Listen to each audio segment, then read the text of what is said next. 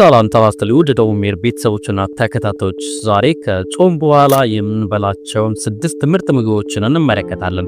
በተለይም አሁን ባለንበት በጾም ወቅት ከረጅም የጾም ሰዓታት በኋላ መመገብ የሚገባንን ምግቦችን ጠቁሞታል። ለሙ ሰዓታት ጾም ከቆየን በኋላ ሆዳችን ባዶ በሚሆንበት ጊዜ ትክክለኛ ምግብ ይፈልጋል። ማንኛውም ምግብ አይደለም። ትክክለኛ ምርጫ ኃይልን ወደ ነበረበት ለመመለስ የምግብ መፈጨት ለመጠበቅ የሰውነት ድካምን ለማስተካከልና ከረጅም ጾም በኋላ በተለይም ጤናማ ሆኖ ሰውነታችን እንዲቆይ ጤናማ ምግቦችን መምረጥ ለሰውነታችን እጅግ በጣም ወሳኝ ነው። ዛሬ በተለይም በኢትዮጵያን ጾም ከጾም በኋላ ልንጠቀማቸው የሚገቡ 6 ምርጥ ምግቦችን እንጠቁማቸዋለን፣ እንመረምራለን። የደውሜር ነው ውስብስብ የሕክምና ርዕሶችን ወደ ተግባራዊ ምክር መንከፋፈልበት እንደተለመደው ስለ ጤናችሁ አዘጋጃችሁ ደውኒ ከሎፍት እንደተለመደው ደውሜርን ሰብስክራይብ ሼር ማድረግ እንዳይረሳ እያለን ስንቀጥል ከቁጥር 1 ላይ የምናገኘው ከጾም በኋላ መመገብ የሚገባን ምግቦች መምረጥ ስለምን አስፈለገ? ምግቦችን መምረጥ ስለምን አስፈለገ? አስፈላጊነታቸውን ምንድነው የሚለው ዋትስ ማተር የሚለውን እንመልከት። እንግዲህ ከረጅም ጾም በኋላ መመገብ የሚገባን ትክክለኛ ምግቦችን ለምን አስፈላጊ ሆነ ሲባል የመጀመሪያው ከረጅም ጾም በኋላ እነዚህ ነገሮች ሊከተሉ ይችላሉ። የመጀመሪያው የደም ስኳር ዝቅተኛ ይሆናል። የጨጓራችን ስሜታዊ ይሆናል ወይም ደግሞ በጣም ሴንሲቲቭ ይሆናል። በዚህ ወቅት ላይ ባዶ ስለሚሆን ማለት ነው። አሲድ በከፍተኛ ደረጃ የሚለቀቅበትና ምግብ ማይኖርበት ስለሆነ ጓራችን በጣም ሴንሲቲቭ ነው። ለዚህ ነው ምግብ መምረጥ የሚገባው ማለት ነው። ሶስተኛው ሰውነት ከእርጥበት የሚፈልግበት የንጥረ ነገሮች የሚፈልግበት ከባድ ቅባቶችን ማስፈልግበት ስኳር ያላቸው ምግቦች ድካምን አስከትለው የሚመጡበትና የሆድ መነፋትን እንዲሁም ደግሞ የሆድ ህመምን ሊያስከትሉ ይችላሉ። ምግቦችን መርጠን ማንጠቀም ከሆነ ሚዛናዊ መሆንና ገንቢ መሆን ለሰውነታችን እጅግ በጣም አስፈላጊ ናቸው ማለት ነው። የምንጠቀማቸው ምግቦች እንግዲህ ከምንጠቅሳቸው ምግቦች ውስጥ ቁጥር 1 ላይ የምናገኘው ምስር ነው። ምስር ከጾም በኋላ ኃይለኛ ምግቦች ውስጥ ከሚባሉት አንዱ ነው። ምስር ከጾም በኋላ ኃይለኛ ማገገሚያ ከሆኑት ለሰውነታችን ከፍተኛ ማገገሚያ ከሚሰጡን ውስጥ ቁጥር 1 ነው። ጥንካሬ በእጽዋት ላይ የተመሰረተ ፕሮቲንን ይሰጠናል። የሰውነት ድካምና መዛልን ለመከላከል የብረት ወይም ደግሞ የአይረን አብዞርቬሽን ይጨምራል። የደም ስኳርን ያረጋጋል። ጤናማ የምግብ መፈጨትን ይደግፋል። ይህም ምስር ጾምን ደህንነቱን ከጠበቁ ለምግብ ሜታቦሊዝም አስፈላጊ ከሆኑት ውስጥ አንዱ በተለይ ከረጅም ጾም በኋላ ስንጠቀማቸው እጅግ በጣም ወሳኝ ከሆኑ ሰውነታችንን በእጽዋት ላይ ከተመሰረቱ ፕሮቲን፣ አይረን፣ ቋሚ ኃይልን የሚያስፈልገን ውስጥ አንዱ ነው ማለት ነው። ምስር ሆድን ሳያበሳጩ ጥንካሬና ደህንነቱን ከጠበቁ ምግቦች ውስጥ አንዱ ነው።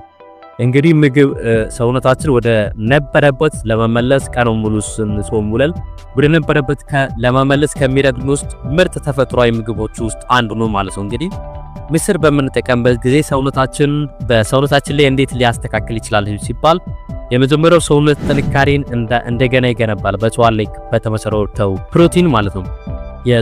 በጾም ወቅት ፕሮቲን የሰውነታችን የፕሮቲን ቅበላ ይቀንሳል። ጡንቻዎች ደካማ ይሆናሉ፣ ድካም ይሰማናል። ምስር ከፍተኛ ጥራት ያለው እጽዋት ፕሮቲን ይሰጠናል። በዚህም ጡንቻችን ለማገገም የሰውነት ኃይልን ወደ ነበረበት ለመመለስ ይረዳል። ሁለተኛው ምስርን በምንጠቀምበት ጊዜ ድክመትን ወይም ደግሞ ማዞርን ወይም ደግሞ የአይረን እጥረትን ለመጨመር ይረዳል። ዝቅተኛ ምግብ ይቀበላል።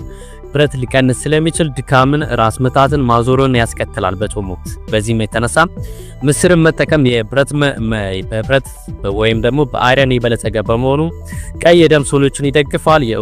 የኦክሲጅን ፍሰትን ያሻሽላል፣ ኃይልን ይጨምራል ማለት ነው። ሁለተኛው ደግሞ የምናገኘው ምግብ ሽሮ ነው። ሽሮ በተለይም የሽምብራ ሽሮ ወይም ደግሞ የአተር ሽሮ ሊሆን ይችላል። ከጾም በኋላ ረጋ ያለ ኃይልን ይሰጡናል ለሰውነቶቻችን።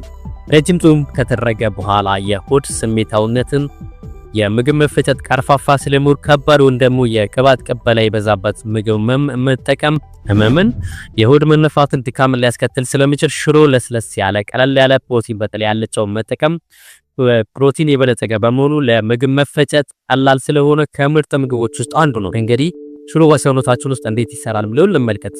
የመጀመሪያው በእጽዋት ላይ የተመሰረተ ፕሮቲን በመስጠት ሰውነታችን እንዲታደስ ያደርጋል። እድሳት ስራን ይሰራል። ከጾም በኋላ ፕሮቲን አቅርቦት ስለሚቀንስ ሰውነት ደካማ ወይም ደግሞ የመዛል ከፍተኛ ኃይልን የዝቅተኛ ኃይል ይሰማናል። በዚህ የተረሻ ሽሮ ከፍተኛ ጥራት ያለው በእጽዋት ላይ የተመሰረተ ፕሮቲን ስለሚሰጠን ጡንቻዎች እንደገና እንዲገነባ የሰውነት ጉልበት ወደ ነበረበት እንዲመለስ የማገገም ስራን ይሰራል ሽሮ። ሁለተኛ ለሆድ ረጋ ያለ ወይም ደግሞ ለሆድ ተስማሚ ነው ለምግብ መፈጨት። በዚህም የተነሳ በተለይም በአልጫ መልክ የተሰራው ሽሮ መጠቀም ለምግብ መፈጨት ቀላሉ የጨጓራ ሽፋን አበሳጭም ወይም ደግሞ የጨጓራ ሽፋን ላይ ምንም አይነት ጫና አሳድርም። ከጾም በኋላ የሆድ ህመምን አደጋ ለመቀነስ የጨጓራ ህመምን አደጋ ለመቀነስ ፍጹም የጀመረ ጠንካራ ምግብ ያደርገዋል ማለት ነው። ሶስተኛው እንግዲህ አትክልት፣ ጎመን፣ ቆስጣና ካሮት ናቸው። ከጾም በኋላ በእነዚህ መጠቀም ስለምን ይጠቅማል ሲባል ከረጅም ጾሞች በኋላ በተለይም ከሰውነት ለማገገም ለማጽዳት እንዲሁም ደግሞ እንደገና ለማገገም ቫይታሚኖች፣ ማዕድናት፣ አንቲኦክሲዳንቶችና በፋይበር የበለጸጉ ምግቦችን መጠቀም ይኖርብናል። ለነዚህ ደግሞ አትክልቶች በጣም አስፈላጊ ናቸው። አትክልቶች ኃይለኛ ከመሆናቸው በተጨማሪ የፈውስና ለመላው ሰውነት የመከላከያ ሆኖ ያገለግላሉ። እንግዲህ ለሰውነታችን አስፈላጊነታቸው ምን ላይ ነው ሲባል አስፈላጊ ቫይታሚኖችና ማዕድናት ወደ ነበረበት ለመመለስ ይረዳሉ። ከጾም በኋላ በተለይም በጥንቃቄ ለሚጠቀሙ ሰዎች አትክልቶች ቫይታሚን ኤ፣ ካሮት፣ ጎመንን የአይን እይታ፣ የቆዳ ጥገና ያሻሽላሉ። በአትክልቶች የሚገኙት ቫይታሚን ሲዎች ደግሞ ጎመን የበሽታ መከላከል የፈውስ ኃይልን ያጠናክራሉ። በቫይታሚን ኬ ጎመን ውስጥ የሚገኙ በተለይ የደምና የአጥንት ጥንካሬን ያስተካክላሉ። በፖታሺየም ማግኒዥየም የበለጸጉት አትክልቶች ጡንቻዎችን፣ ልብን ይደግፋሉ። እነዚህ ንጥረ ነገሮች ሰውነትን በጾም በኋላ በተለይም በዝቅተኛ ደረጃ ስለሚቀንሱ ከፍ ለማድረግ እነዚህ መመገብ ይኖርብናል ማለት ነው። ሁለተኛው የምግብ መፈጨት ስርዓትን ለማጽዳት ለመደገፍ ይረዳሉ። አትክልቶች የሚከተሉ ተፈጥሯዊ ፋይበር ይይዛሉ። የውበት ድርቀትን ይከላከላሉ። የጥሩ አንጀት ባክቴሪያዎችን ይመግባሉ። ያመጋገብን ደግሞ የምግብ አብዞርቤሽንን የሆድ እረፍትን ንቁ ሆኖ ደህንነቱን በጠበቀ ሁኔታ እንዲቆይ ይረዳሉ። አራተኛው እንግዲህ ሙሉ እህል ነው። ሙሉ እህል ስንል እንግዲህ በተለይ እንጀራ፣ ጤፍን ያካትታል ማለት ነው። ከጾም በኋላ የምግብ መፈጨት ስርዓታችን በዝቅተኛ ደረጃ ስለሚሰራ በጾም ወቅት ከጾም በኋላ በከፍተኛ ደረጃ የሚፈጩ ምግቦችን መጠቀም የለብንም። በተለይም ከጾም በኋላ ሰውነት የተረጋጋ ኃይልን፣ ረጋ ያለ የምግብ መፈጨትን፣ የደም ድጋፍ ያስፈልገዋል። ከጤፍ የሚገኘው እንጀራ በተለይም ገንቢ ለረጅም ጊዜ የሚቆይ ኃይል ነዳጅ ስለሆነ ከምግብ በኋላ በተለይም በኢትዮጵያውያን ምርጥ ምግቦች ውስጥ አንዱ ነው። ከጾም በኋላ መጠቀም የሚገባል። እንግዲህ በጾም ወቅት ሙሉ እህሎችን ስንመገብ አንደኛው የተረጋጋ ኃይል ይሰጠናል። ከጾም በኋላ ከፍተኛ ይዘት ያላቸው ምግቦች መመገብ ፈጣን ኃይል፣ ድንገተኛ ውድቀትን ሊያስከትል ስለሚችል ድካምና እንቅልፍ ስለሚችል በዝቅተኛ ደረጃ የሚፈጩ ሙሉ እህሎችን መጠቀም ይኖርብናል። በተለይ ደግሞ ጤፍ በውስጡ ኮምፕሌክስ የሆነ ካርቦሃይድሬት ስላለው ቀርፋፋ የምግብ መፈጨት ይኖራል። ቀስ እያለ ወደ ሰውነታችን ወደ ግሉኮስ ሊቀየር ስለሚችል ለዚህ ነው ማለት ነው አስፈላጊነቱ። ለብዙ ሰዓታት ያለ ድካም ያለ ስኳር ውድቀት ወይም ደግሞ የሹገር ሬዚስታንስ ሳይኖር ውድቀት ሳያስፈልግ ሰውነታችን በኃይል እንዲሰራ ያደርጋል ማለት ነው ጤፍና ሙሉ እህሎች። ሁለተኛው ድካምን ይከላከላሉ። ሙሉ እህሎችን መጠቀም ጤፍ በተፈጥሮ በብረት የበለጸገ ነው። ይህም ከጾም በኋላ መጠቀም ቀይ ደም ሴሎችን ምርት ይደግፋል። የሰውነት ውስጥ የኦክሲጅን ፍሰትን ያሻሽላል። ድካምን ይቀንሳል። ለብዙ ቀናት ለሚጾሙ ሰዎች በተለይ ለ2 ወር ለ3 ወር ለሚቆይ ወይም ደግሞ ለ1 ወር ለሚቆይ ጾሞች ሙሉ እህሎችን መጠቀም ለዚህ ይጠቅማል ማለት ነው። አምስተኛው ለውዝና የለውዝ ዘሮች፣ ሱፍ እንዲሁም ደግሞ ሰሊጥና ቅባታማ የሆኑ ምግቦች ናቸው። እነዚህ ከረጅም ጾም በኋላ መመገብ ሰውነት ማዕድናትን፣ ጤናማ ቅባቶችን ይሰጣሉ። የለውዝ ዘሮች ደግሞ በጣም ኃይለኛ የሆኑ የሰውነት ማገገሚያ ምግቦች ውስጥ አንዶቹ ናቸው። በተለይ ለአንጎል ጥንካሬ፣ የጡንቻ ኃይልን፣ የሰውነት ሚዛን ለመጠበቅ እጅግ በጣም ወሳኞች ናቸው ማለት ነው።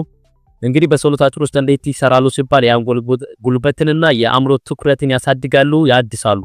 ለውዝ ዘሮች ጤናማ ቅባቶች ኦሜጋ ፋቲ አሲዶችን ይይዛሉ። እነዚህ ደግሞ የአንጎል ዋና ነዳጅ ናቸው ማለት ይቻላል። ትኩረትን ያሻሽላሉ፣ የአእምሮ ድክመትን ይቀንሳሉ፣ ከጾም በኋላ ስሜትን ያረጋጋሉ፣ የአእምሮአችን ኮግኒቲቭን ያነቃቃሉ። ለዚህም ነው ትንሽ በተለይም ደግሞ ሱፎችንና ሰሊጦችን መጠቀም ለአእምሮአችን ከጾም በኋላ ንቁ እንዲሆን ይረዳሉ ማለት። ሁለተኛው የሰውነት ኃይልን ቀስ በቀስ ደህንነቱን በጠበቀ ሁኔታ ለማገገም ይረዳሉ። በተለይ ከስኳር በተለየ መልኩ እነዚህ ለውዝ ፕሮቲን፣ ጤናማ ስብን፣ ቀርፋፋ የምግብ መፈጨትን ወይም ደግሞ ቀስ እያለ ወደ ሰውነታችን አብዞርብ የሚሆን ቅባቶችን ይሰጡናል። ለውዝና ሰሊጦች ለረጅም ጊዜ የሚቆይ ኃይልን ይሰጣሉ። ይህም ድካምን ለመቀነስ ኃይል ብልሽትን ለማስተካከልና ከጾም በኋላ ሰውነትን መንቀጥቀጥን ለማረጋጋት እጅግ በጣም ወሳኞች ናቸው ማለት ነው። እንግዲህ የመጨረሻ መልእክታችን ጤናማ የጾም ወቅት እንዲሆን ከፈለግን በተፈጥሮ በኢትዮጵያን አመጋገብ ላይ የተመሰረተ አመጋገብ ስርዓትን መምረጥ ይኖርብናል። ካርቦኔትድ የሆኑ የታሸጉ ምግቦችን ከመጠቀም መቆጠብ ይኖርብናል። ይህም የረጅም የጾም ወቅት ሰውነት ጠንካራ ያደርጋል። በተጨማሪ የጾም ጋር በተያያዘ ጤና ምክሮችን ለማግኘት ደቡብ ሜድን ሰብስክራይብ፣ ሼር ማድረግ እንዳይረሳ እያልን ስንቀጥል ቁልፍ መልእክቶችን ዘሞ ስንመለጥ በጾም ወቅት ሰውነታችን በቀስታ የሚሰራ ገንቢ የሆኑ ሚዛናዊና ከውሃ ጋር ውሃን በከፍተኛ ደረጃ ከጾም በኋላ በመጠቀም ሰውነታችን ሚዛናዊ ሆኖ እንዲቆይ ማድረግ መንከባከብ ይኖርብናል ማለት ነው። መልካም የጾም ወቅት እንላለን። እናመሰግናለን። መልካም ቆይታ፣ መልካም ጊዜ። እናመሰግናለን።